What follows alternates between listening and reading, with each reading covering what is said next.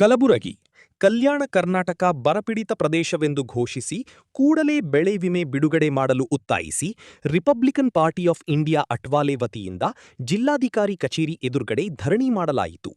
ಇದೇ ಸಂದರ್ಭದಲ್ಲಿ ಮಾತನಾಡಿದ ದಕ್ಷಿಣ ಭಾರತ ಪ್ರಧಾನ ಕಾರ್ಯದರ್ಶಿಯಾದ ಎಬಿ ಹೊಸಮನಿ, ಜಿಲ್ಲಾಧ್ಯಕ್ಷರಾದ ಮಲ್ಲಿಕಾರ್ಜುನ್ ಬಾವಿಕಟ್ಟಿ, ಮಿಲಿಂದ್ ಕಣ್ಮಸ್, ಸತೀಶ್ ಮಾಲೆ, ಹುಸೇನ್ ಬಾಬಾ, ದಿನೇಶ್ ಹೋರಾಡ್ಕರ್, ದತ್ತು ದಿನ್ನಿ, ಭೀಮಶಂಕರ್, ಶರಣಬಸವ ಚಂದ್ರಕೇರಿ, ಮಲ್ಲೇಶಿ ಅನೇಕ ಕಾರ್ಯಕರ್ತರು ಭಾಗವಹಿಸಿದ್ದರು.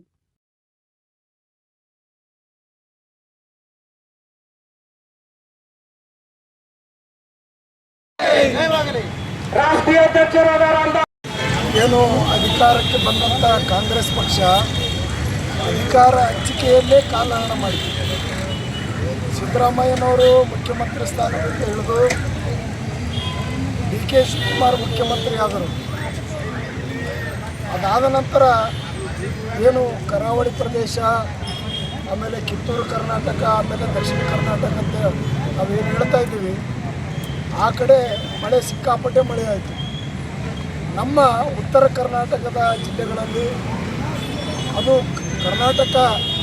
ಕಲ್ಯಾಣ ಕರ್ನಾಟಕದ ಜಿಲ್ಲೆಗಳಲ್ಲಿ ಜೂನ್ಗಿಂತ ಮುಂಚೆನೇ ಮಳೆ ಬಂತು.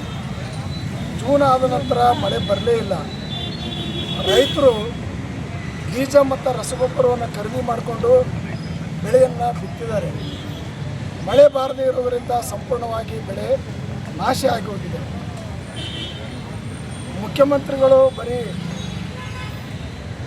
ಏನು ಚಿತ್ರದುರ್ಗ ಬೇರೆ ಬೇರೆ ಕಡೆ ಹೋಗಿ ಸಮೀಕ್ಷೆ ಮಾಡ್ತಾ ಇದ್ದಾರೆ. ನಮ್ಮ ಉತ್ತರ ಕರ್ನಾಟಕಕ್ಕೆ ಯಾಕೆ ಬರ್ತಾ ಇಲ್ಲ, ಅಥವಾ ಜಿಲ್ಲಾ ಉಸ್ತುವಾರಿ ಸಚಿವರಿಗೆ ಯಾಕೆ ಹೇಳ್ತಾ ಇಲ್ಲ?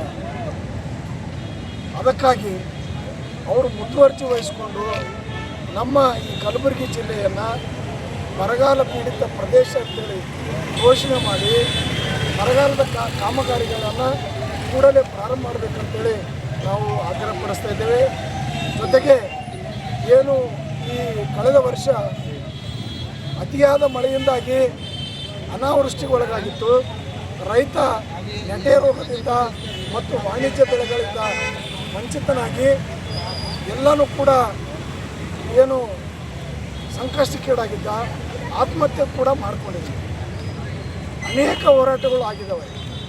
ಬೆಳೆ ವಿಮೆ ಸ್ವಲ್ಪ ಕೊಟ್ಟಂಗಾಯಿತು, ಆಮೇಲೆ ಸಂಪೂರ್ಣವಾಗಿ ಬೆಳೆ ವಿಮೆ ಕೊಟ್ಟಿಲ್ಲ. ಹೀಗಾಗಿ ನಮ್ಮ ಆಗ್ರಹ ಪ್ರತಿ ಎಕರೆಗೆ 50,000 ರೂಪಾಯಿ ಬೆಳೆ ವಿಮೆ ಪರಿಹಾರ ಕೊಡಬೇಕು. ಏನು ಆತ್ಮಹತ್ಯೆ ಮಾಡಿಕೊಂಡಿದ್ದಾರೆ ಅವರ ಕುಟುಂಬಗಳಿಗೆ ಪರಿಹಾರ ಕೊಡಬೇಕು. ಏನು ಕಬ್ಬು ಬೆಳೆಗಾರರಿದ್ದಾರೆ, ಆ ಕಬ್ಬು ಬೆಳೆಗಾರರಿಗೆ ನೀರಿನ ಅವಶ್ಯಕತೆ ಇದೆ.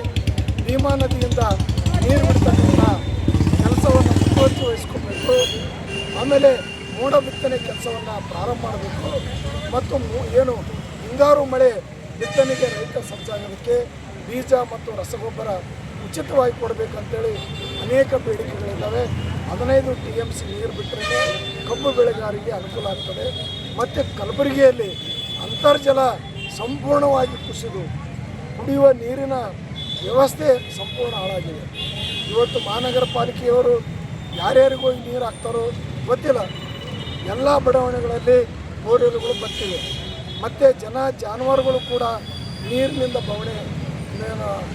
ಬಳಲ್ತಾ ಇದ್ದಾರೆ.